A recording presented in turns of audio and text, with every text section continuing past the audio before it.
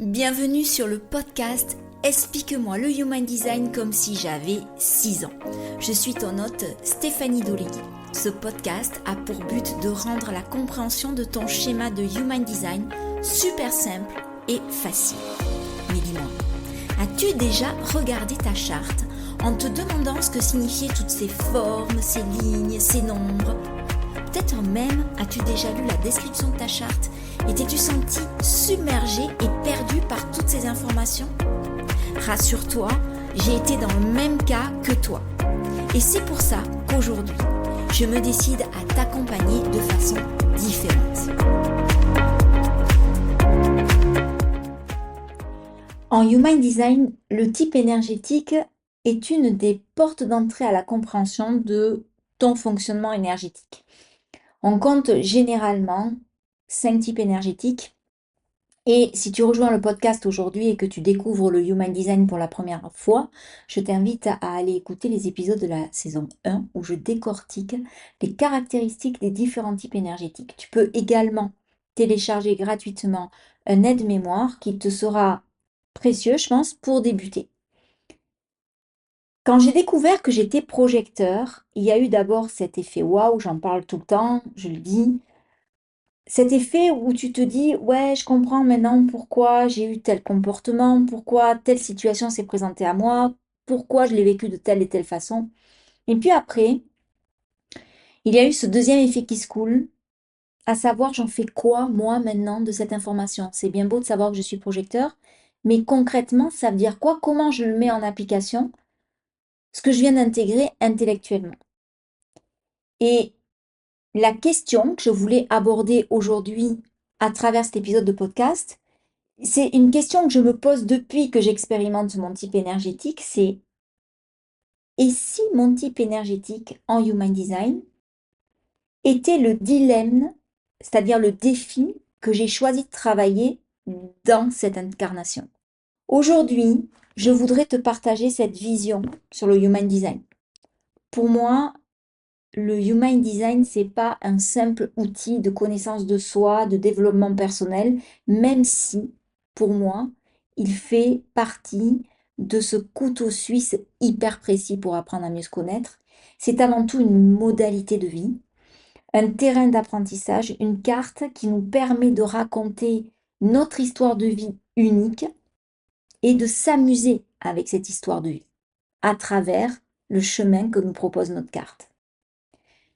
L'observation que j'ai pu en faire à travers mes propres expériences d'une part, puis en accompagnant mes clients, c'est que nos frustrations, nos résistances, notre amertume, nos périodes de découragement ne sont en fait pas de simples erreurs de parcours ou de simples inconforts, mais ce sont plutôt des invitations à comprendre ce que l'on est venu explorer et maîtriser dans cette vie. Et j'ai trouvé intéressant de te le partager. Donc cela a poussé mon questionnement encore plus loin en me demandant pourquoi c'était si difficile d'accepter son propre fonctionnement énergétique, entre autres. Pourquoi c'est plus simple de le rejeter en le niant ou en se trouvant des excuses plutôt que d'essayer, enfin essayer c'est pas un mot que j'aime bien, mais plutôt que de l'incarner pleinement. Et surtout, ce que j'ai trouvé intéressant d'observer, c'est comment ce défi énergétique influence nos relations et nos interactions avec les autres. Un dilemme, c'est avant tout, pour moi, une situation dans laquelle on se retrouve, on est confronté à un choix difficile entre deux options. Souvent, ces deux options sont contradictoires et ces deux options présentent chacune des inconvénients et des avantages.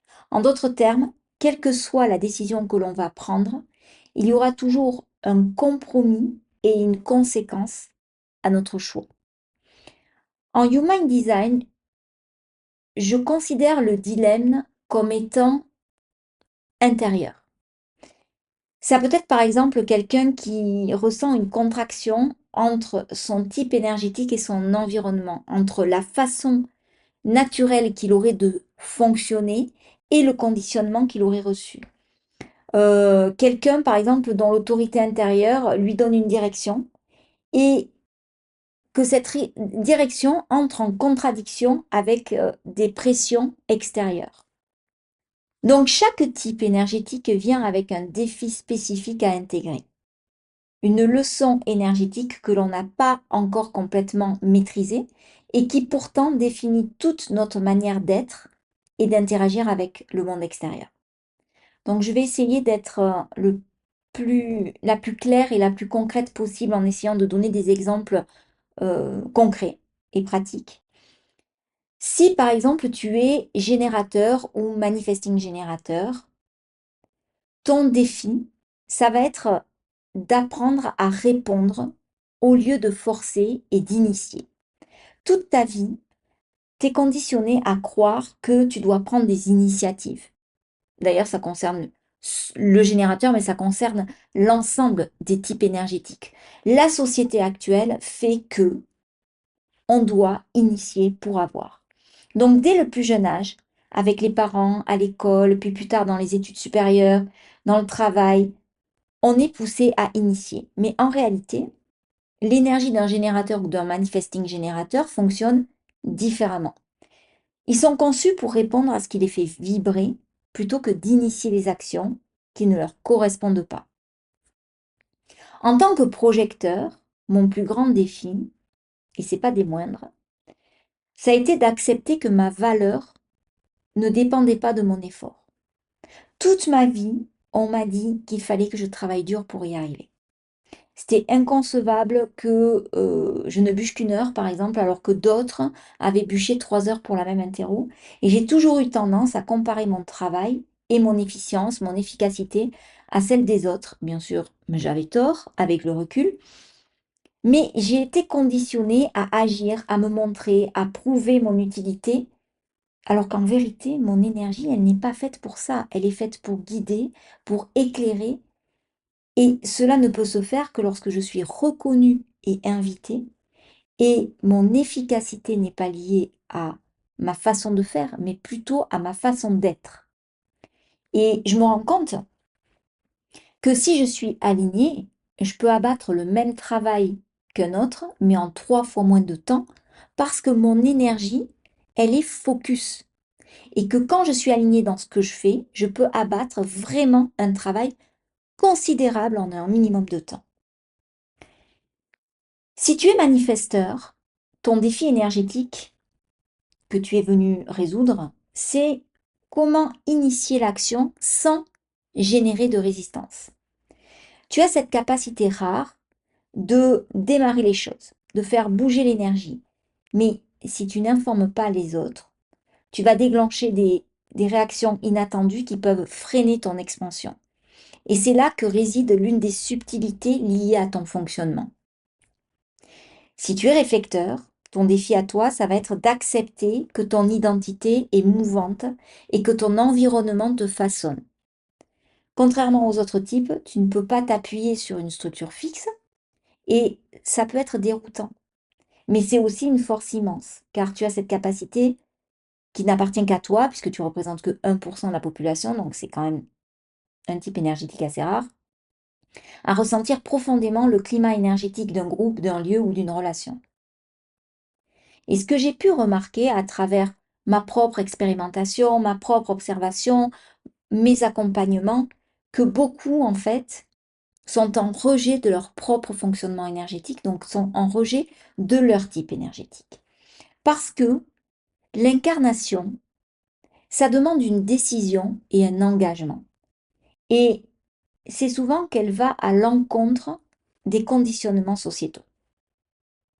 Beaucoup de personnes, je pense, pensent que comprendre leur Human Design va suffire à transformer leur vie en un claquement de doigts.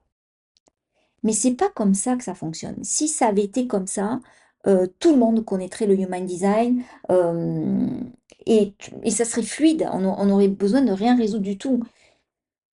En Human Design, une notion qui est essentielle, c'est la notion d'alignement. J'en ai déjà parlé dans l'épisode 34. D'ailleurs, je t'invite à aller l'écouter si tu ne l'as pas fait. Et pour moi, l'alignement, c'est un processus. C'est pas une destination. Et ce processus, il demande du temps Et ce temps, il commence d'abord par quelque chose qui est pour moi ultra important, c'est l'acceptation.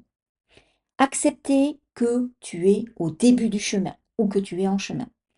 Accepter que ton énergie fonctionne d'une certaine manière et que tu ne peux pas forcer ton design à être autre chose. On est unique. Se forcer à être qui on n'est pas demande une dépense d'énergie colossale et n'apporte rien de bon que des résistances. Accepter donc sa propre unicité, mais aussi celle des autres.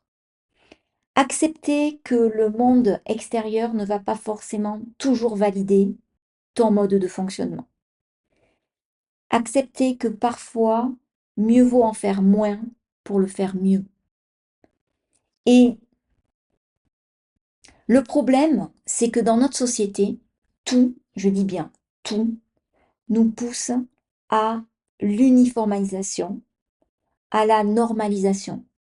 On est conditionné dès l'enfance dans l'idée que pour appartenir à un groupe, il faut se conformer.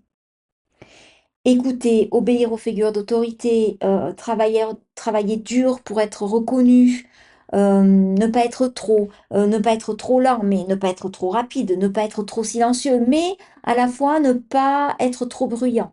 Donc rester tout le temps dans cette normalité, dans cette zone de tiédeur, où on a l'impression qu'on va être une majorité.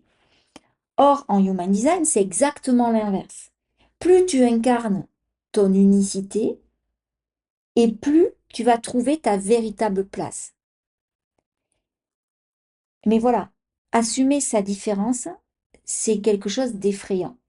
C'est là qu'on touche pour moi à un point crucial, il me semble, et j'en parle en toute honnêteté et en toute transparence parce que je l'expérimente moi-même au quotidien, c'est la peur d'être différent et par conséquent la peur d'être rejeté. On confond souvent appartenir à un groupe et se fondre dans la masse. Et c'est l'une des raisons pour moi euh, pour lesquelles il est si difficile d'incarner son design.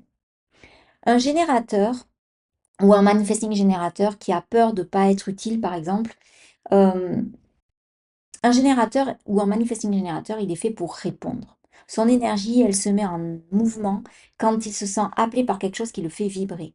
Mais dans notre société, on valorise l'action à tout prix. Donc le résultat, c'est quoi? C'est que beaucoup de générateurs ou de manifesting générateurs qui ont été conditionnés à croire que pour être valorisés, ils devaient toujours dire oui, toujours être occupés, toujours à produire, eh bien, à toujours vouloir dire oui à tout, ils finissent par s'épuiser, par devenir frustrés, par ne plus ressentir de plaisir dans leur travail.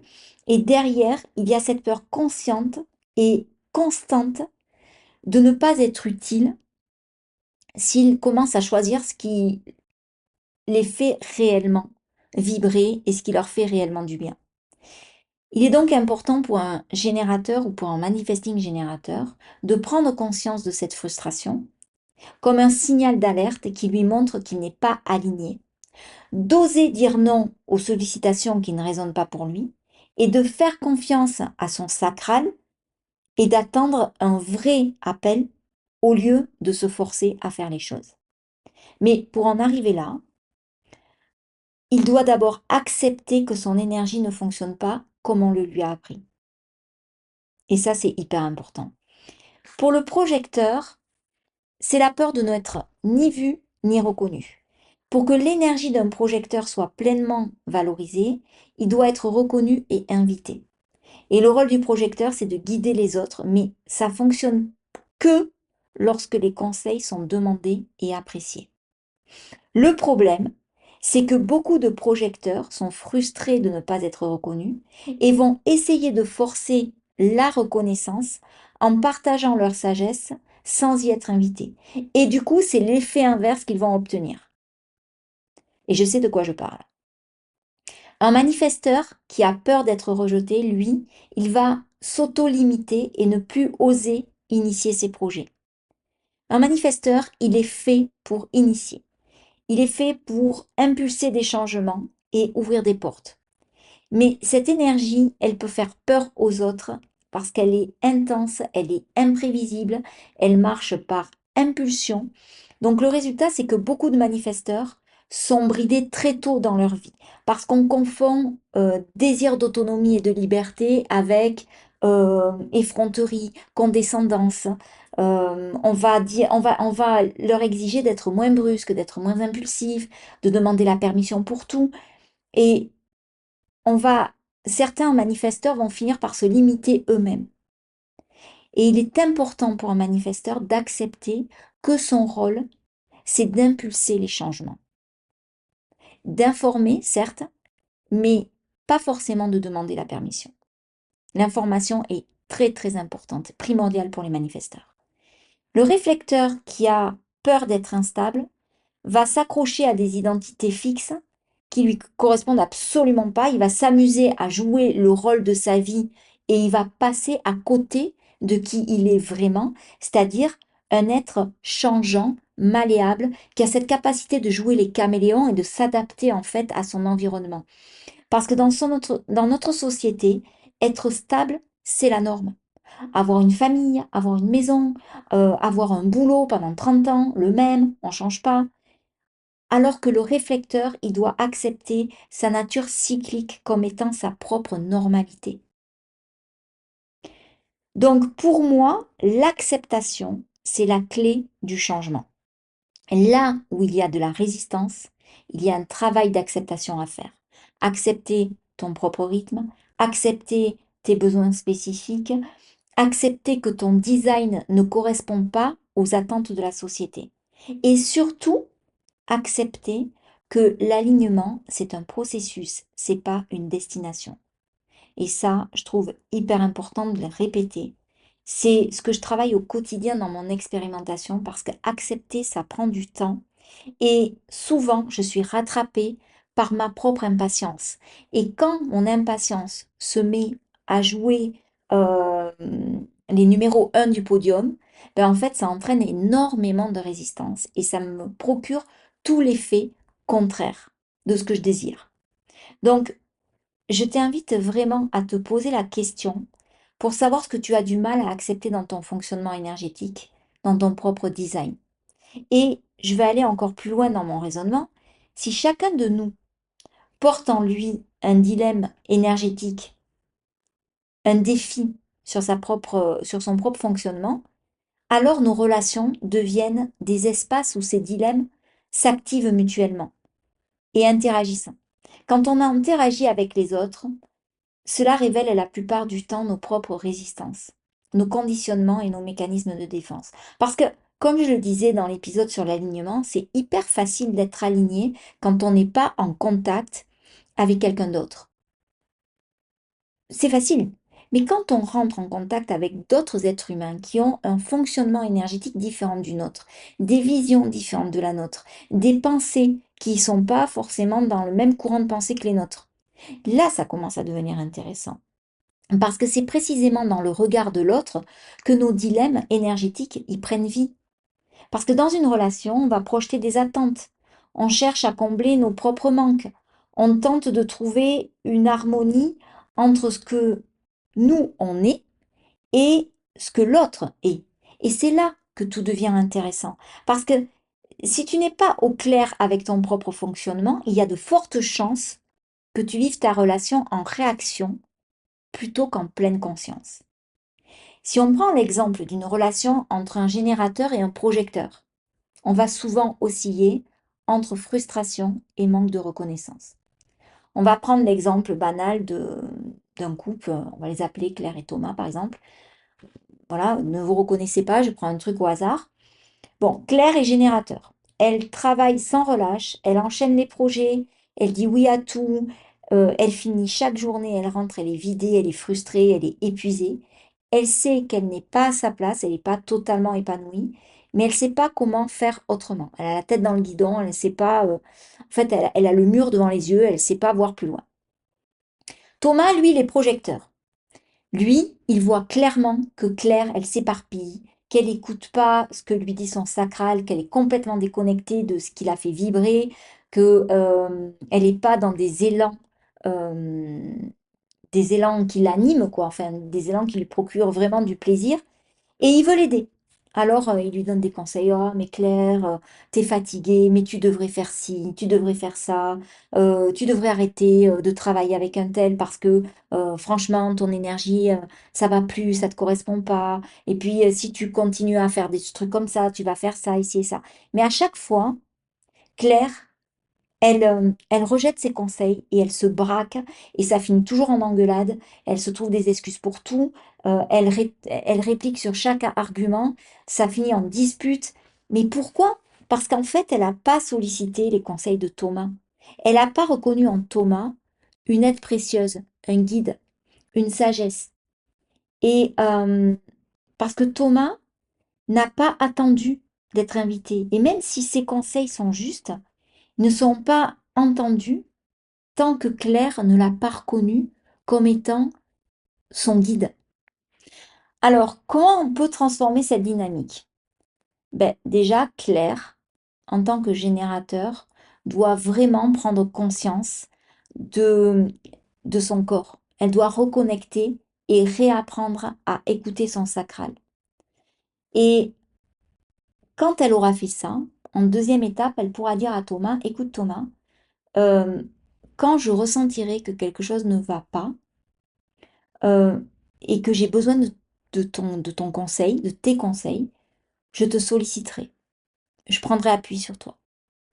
Thomas, lui, doit attendre d'être invité. Plutôt que de donner ses conseils à tout va en permanence, qui ressemblent plus du coup à des injonctions, hein, même si ça part d'une bonne intention, il peut poser toujours la simple question qui, pour moi, m'a sauvé dans plein de situations. C'est, est-ce que tu veux mon avis là-dessus? Est-ce que tu m'autorises à te donner mon avis? Et en faisant cela, ils respectent chacun leur propre dilemme énergétique et la relation devient beaucoup plus fluide parce que toutes les résistances sont levées, toutes ces incompréhensions, ces maladresses. Donc dans une relation amicale ou professionnelle, un projecteur ressent souvent une immense amertume s'il ne se sent pas reconnu. Moi, j'en ai beaucoup souffert à titre personnel, c'est pour ça que j'en parle. J'ai toujours su voir et anticiper les dynamiques relationnelles au sein d'un groupe. Je sais détecter qui va s'entendre avec qui, je perçois les tensions et je suis très dans le rôle de médiateur et je sais de façon intrinsèque comment améliorer les choses. C'est quelque chose qui m'a beaucoup aidé, notamment dans la gestion de mes classes. Et pourtant, surtout en réunion avec mes collègues, quand je voulais donner des conseils non sollicités pour un meilleur fonctionnement, j'ai toujours été soit ignorée, soit remballée. C'était comme si personne ne me voyait, comme si on avait coupé le son. Et il y a vraiment cette sensation hyper désagréable de devenir invisible. Mais maintenant que je sais tout ce que je sais, ça s'explique par le fait que je veuille donner mon avis ou mes conseils alors qu'on ne me l'a pas demandé. Que je veux apporter ma guidance sans avoir été reconnue pour ça au préalable. Et ça, je l'ai appris. Et quand je l'ai appris, identifié, accepté, ça a changé complètement ma vie. Mes conseils ne sont plus en libre service. Et plutôt que d'essayer de guider tout le monde, je dois partager mes observations avec ceux qui demandent réellement mon avis. Et ça a complètement changé ma posture dans pratiquement toutes les sphères de ma vie. Donc en me concentrant sur les bonnes invitations, je suis beaucoup moins dans l'attente d'une reconnaissance qui ne vient pas. Et ce que j'ai appris à faire, c'est à me reconnaître d'abord. Donc, une dynamique relationnelle, elle devient beaucoup plus fluide quand chaque personne connaît et accepte son propre fonctionnement. Tu ne peux pas comprendre pleinement l'autre tant que tu ne t'es pas compris toi-même. Et le travail commence toujours par soi. Donc, je t'invite à te poser cette question. Quelle est la dynamique énergétique que tu répètes le plus dans tes relations et qui t'amène d'un côté des résistances, de l'autre de la fluidité?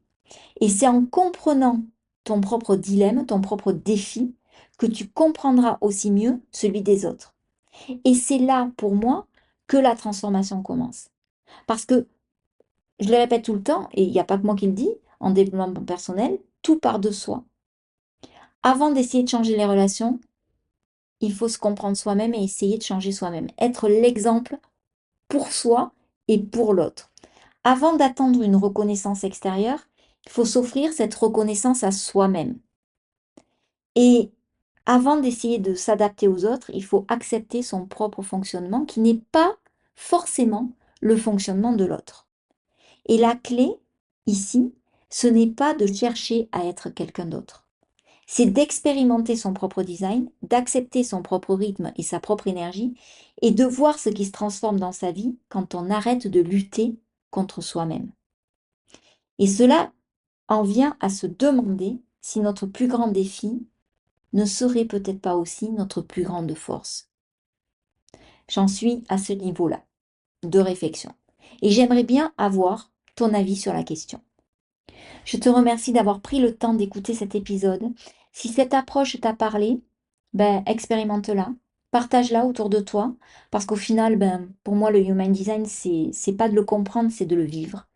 Et je t'invite à évaluer cet épisode. Tu mets 5 étoiles parce que c'est une bonne façon de promouvoir le podcast et le Human Design à une plus grande audience, une plus grande échelle. N'hésite pas à me partager sur Instagram ou par mail ton expérience parce que moi, l'échange, c'est ce qu'il y a de plus précieux, ça nourrit ma ligne 4. Si tu veux en savoir plus sur ton fonctionnement énergétique, le manuel 100% personnalisé reste la référence. Et si mon énergie t'appelle et que tu as une problématique particulière à résoudre ou que tu veux un suivi coaching sous le prisme du Human Design, le one-on-one reste la solution idéale. Tu trouveras les liens dans les notes de l'épisode. Je te souhaite une excellente semaine et te retrouve sur Instagram. D'ici là, bye bye.